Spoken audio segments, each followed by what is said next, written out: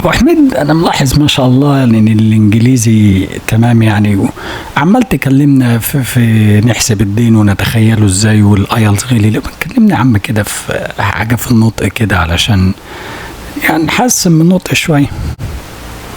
Sure, no problem. Right, say والله والله والله والله والله والله. Excellent. That's the end of the lesson. All right, let me explain.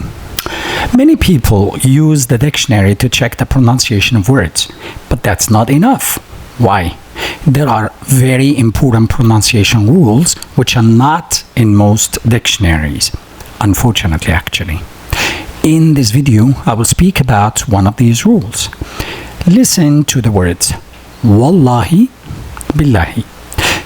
Can you notice the difference between the sounds of the letter L in both words? Wallahi billah la la la la. I'm sure you can hear it. Now, in English, both sounds are used, but most dictionaries will show only the symbol for either. In this video, let's talk about how to pronounce both sounds and then when to use either. First, we need to know that each sound has a name. The sound la is called the light L, and the sound O is called the dark L. There are two main differences between the pronunciation of light L and dark L. First, how the sounds begin and end. We begin pronouncing both sounds the same way, but we end each differently using the movement of the tongue. Now, in the light L, we finish the sound by releasing the air by bringing the tongue down as in the word light. Let me say it here. Light, light, light. Notice that the tongue goes down again. So I don't say light, light, no, light. Right. So how about in the dark L? In the dark L, we do not release the air when we finish the sound. So the tongue does not go down. Now look at the movement of the tongue in the word mole. Mole, mole, mole. I don't say mole, mole. So don't release the air, mole. The tongue doesn't go down. Okay.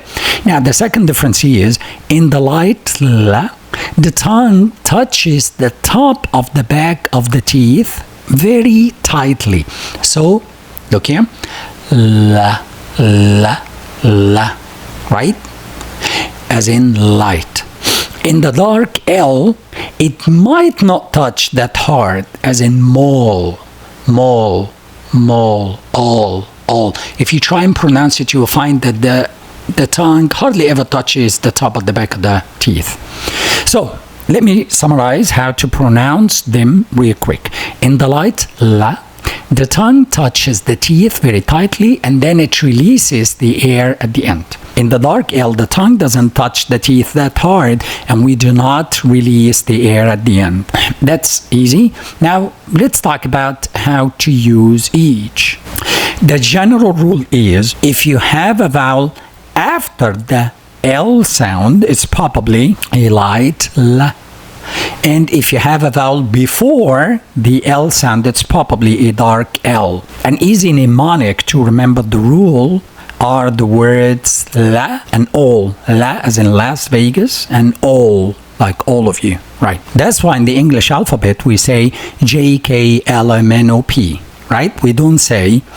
We say it with the dark L. We don't say JKLMNOP because when we pronounce consonants in the alphabet, we use a vowel in order to be able to pronounce them. So we say L, right? So it's a dark L.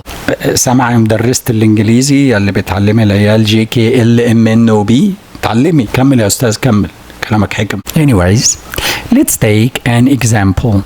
These words have a light la. The words are lamb, leaf, black, and loose. And these words have a dark L, general, not general, rule, not rule, milk, not milk. Football, not football. And travel, not travel. By the way, I will make 2 other videos about the words football and travel. So follow me to watch them. ماشي يا ابو حميده، تبعك وكل حاجه، بس مش يعني all دي اللي هتخلي الانجليزي حلو يعني. Well, think about it.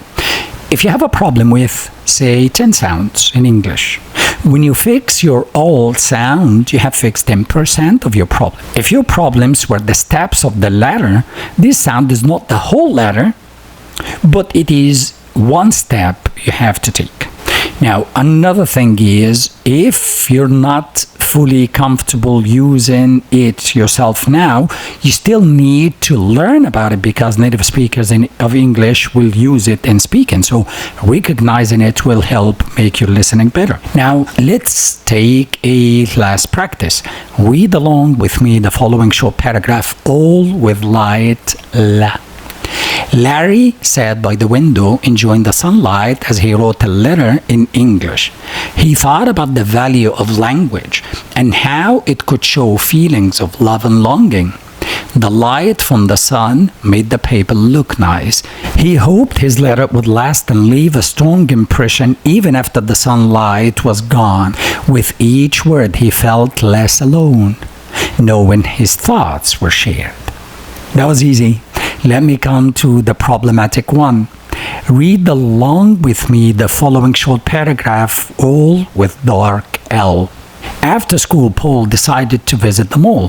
He almost fell when he tripped over a ball near the entrance. Inside, he saw a little boy spill his milk bottle, and a security patrol came quickly to help. Paul received an email inviting him to a pool party at a friend's castle-style house. He always admired his friend's unique style. As he walked home, he thought about how the salt in the air reminded him of the times they would sail together. He couldn't wait to call his friend and say how welcome he felt. Good job! If you're still confused, let your friend who studied Tajweed explain the difference to you. Probably he will mention tafkhim and tarqiq. Next time, I will talk about the unwritten rules of one of the 2 words I mentioned above. معلش كلمتين يا ابو حميد، اصلا انا نمت في الحته الاخيره بتاعت all كلها دي. Well, go watch the video again and you will know. Salam.